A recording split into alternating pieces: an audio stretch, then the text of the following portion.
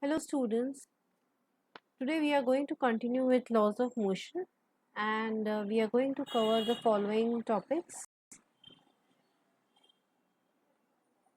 law of inertia or Newton's first law of motion, Newton's second law of motion and Newton's third law of motion. There are three laws of motion which we are going to cover, and then finally we are going to cover law of conservation of momentum. So let's start. We are going to start with Newton's first law of motion. It is also called law of inertia. You know what is inertia? Inertia is a property of an object in which it resists in its state of rest or motion. Suppose there is an object which is lying on the ground. It is static. Net force on this object is 0. Why 0? See, there is a gravitational force acting downward. Then the object is acting, there is an opposite force which is acting from the object which is against the gravity. Then there is a frictional force which may cause change in the motion of the object. Then there is an air resistance also. So there are a lot of forces acting on the object, but the net force is 0. That is why the object is static. Now what if I push the object?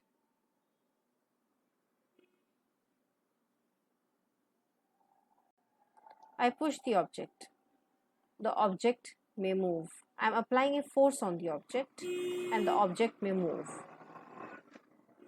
So until and unless I applied an unbalanced force, a force which was greater enough to move this object, the object remained in its state of rest. Or if you take an example of a car or a bicycle which is moving with a uniform speed, it will continue to move in that direction in straight line until and unless you change the direction or the speed. So you applied a force. So what does Newton's first law of motion says? An object continues to remain at rest or in a state of uniform motion along a straight line unless an external unbalanced force acts on it. So this is the property of an object, kind of. That is why it is also called law of inertia, in which it resists its state of rest or state of motion. Let's take few examples to elaborate it further.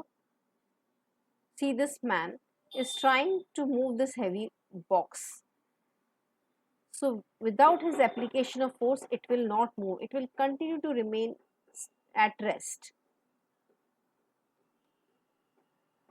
Now, if you remember, when you switch off an electric fan or a table fan, it will not immediately stop rotating. It will take some time. It will rotate for some time and after it is switched off.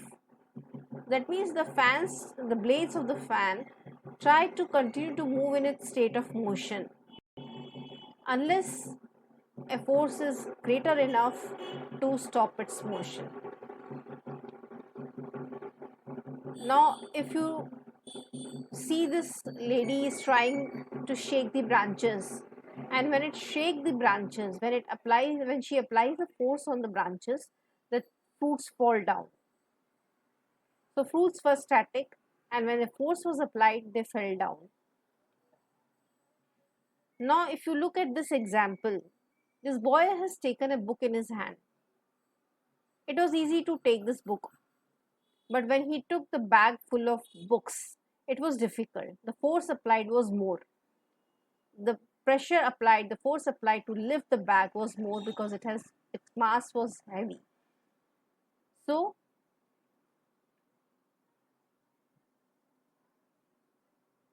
the bag full of books will take more force, will take more application of force to lift it up. Now let's move on to the second law of motion, what it says. Before that, there is one more example of Newton's first law of motion. This is a tug of war. Now the center of the rope will try to move in the direction in which there is more force. If on the left side the boys are more in number or they apply greater force, the center of the rope will move towards the left side. Otherwise, it will remain static. So it is static when forces are balanced. Now let's move on to the another example. See, this is a glass full of water or sand, and there is a cardboard on it with a coin on it. When I am pushing the cardboard, the coin falls in the glass. It doesn't move along with the cardboard because the coin's tendency was to remain at rest. And when I pushed the cardboard, the coin fell down in the glass. It didn't move or fly away with the card. An object continues to remain in its state of rest or in its state of motion unless an external unbalanced force acts on it. So these were the examples of first law of motion. Now let's move on to the second law of motion. See, this boy has two balls and I'm throwing away these two balls from the top. This is a plastic ball.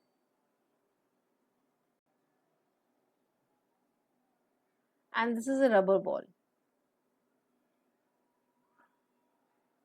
So when I'm throwing these balls from top, for this boy, plastic ball is easy to catch because its weight is less. And rubber ball is difficult to catch because its weight is more, its mass is more.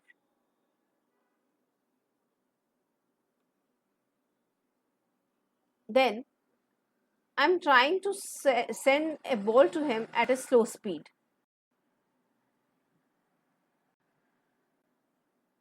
And then I send a ball to him at a high speed.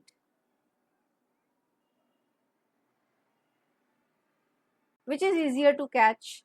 The one with the slow speed. So what we saw was that this property depended on mass and velocity of the object is called momentum, which is denoted by P. The unit or SI unit of momentum is kg meter per second and CGS unit is gram centimeter per second. So we understood that the force depends on that this mass and velocity, that this property of movement of the object depended on its mass and its velocity. When I throw a heavier ball, it is difficult to catch. When I throw a lighter ball, it is easier to catch. When I throw a ball with slow speed, it is easier to catch. And when I throw a ball at a higher speed, it is difficult to catch. So this force depended on mass and velocity. So when I apply a force on an object, suppose this is a ball, and when I apply a force on it, suppose this is a ball which is moving with velocity u, and when I apply a force on it, it changes its velocity to v, or it is static, and when I apply a force on it, it changes it attains some velocity. So this change in velocity means change in momentum, because momentum is mv. Change in velocity implies change in momentum.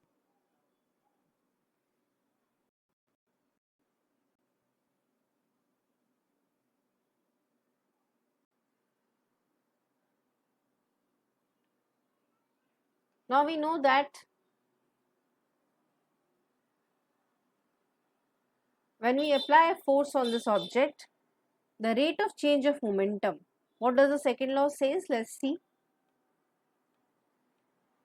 The rate of change of momentum is proportional to the applied force, and the change of momentum occurs in the direction of force.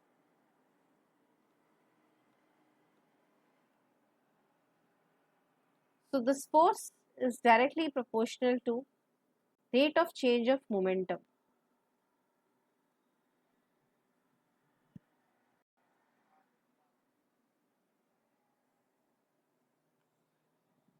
mv minus mu upon t. So F is directly proportional to ma, or we can say F is equal to kma, where k is constant of proportionality and k is equal to 1. So you have to remember this. Therefore, or F is equal to ma. This is Newton's second law of motion.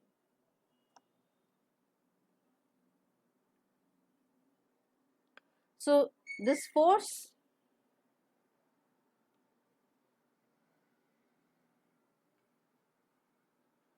F is equal to ma, that means force applied on an object depends on its mass and its change in velocity or acceleration. The unit of SI unit of force is Newton. SI unit of force is Newton. We say when 1 Newton is the force applied on 1 kilogram of an object which causes a change in its acceleration of 1 meter per second square. And CGS unit is dyne.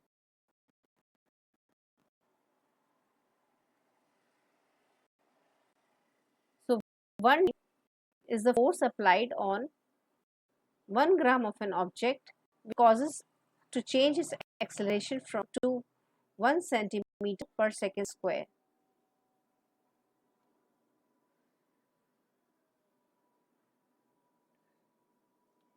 So now let's see. This is an example of beautiful example of second law of motion. We have seen that a high jumper, when he falls on the ground, there is a sand below the on the ground, and he doesn't fall directly on the ground but on the bed of the sand. Why a bed of sand is there? Because when he falls on the sand, he goes a bit inside. The time of impact is more. Time of impact is more because of bed of sand. Since F is equal to m v minus u upon t, we just derived it. This t is more, therefore F will be less. So the force with which will fall on the ground will be less and he will be hurt less. Now let's move on to the third law of motion. What does the third law says? Every action, we can omit this word force if you want, but this gives us that what he's talking about is a force. Every action has an equal and opposite reaction, force, which acts simultaneously. This is the Newton's third law of motion. It doesn't mean that if I slap you, you will slap me back. We may also follow the Gandhian philosophy of ahimsa and we may not slap him back. So this force is applicable on non-living objects. Okay, so let's see some examples. See, this is a bird which is flying. So when it pushes its wings down, it pushes air down, the air pushes it up. So every action has an equal and opposite reaction. When this air, gases from the rocket come out and move down, the rocket moves up.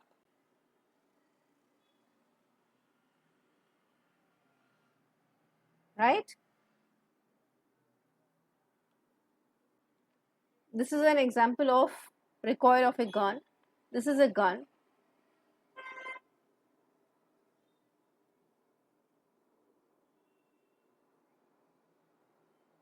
So when a speed is when a bullet is fired from the gun recoils back, that is, it moves back.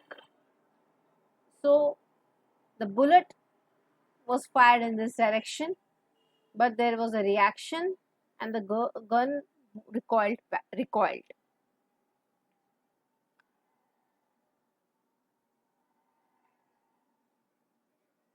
So we finished off all three laws of motion. Now let's move on to law of conservation of momentum.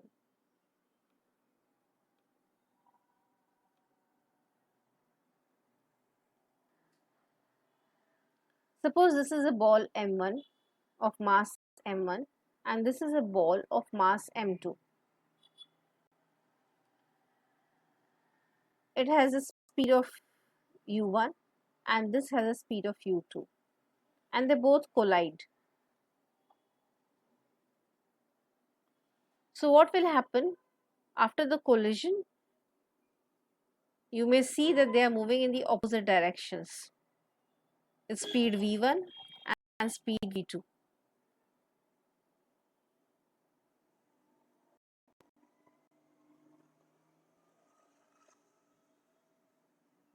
So we know, as per Newton's third law of motion, why this happened. As per Newton's third law, when ball m1 applied a force F1 on m2,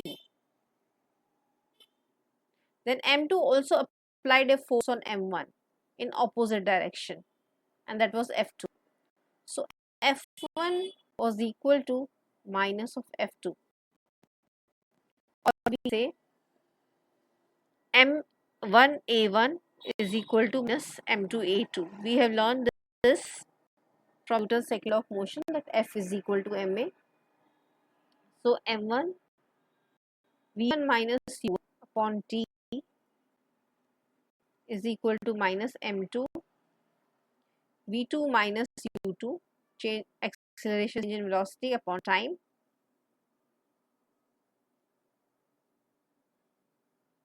or we can say M1 V1 minus U1 cancelling T on both sides is equal to M2 V2 minus U2,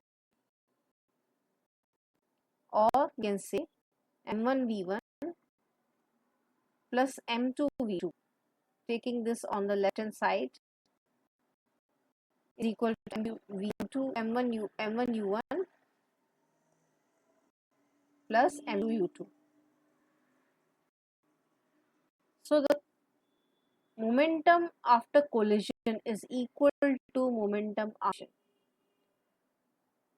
This is law of conservation of momentum. So when if there is no external force on an object, on two colliding objects, then final momentum will be equal to initial momentum. This is law of conservation of momentum.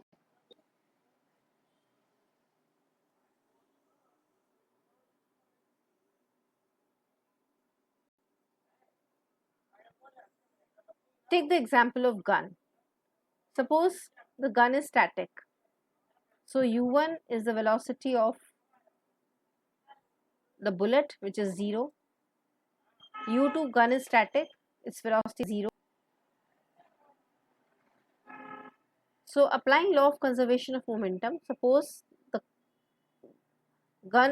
bullet moved with the velocity of v1 and the gun moved with the velocity of v2 finally, and initial m1 u1 plus m2 u2 will be 0 because u1 and u2 are 0.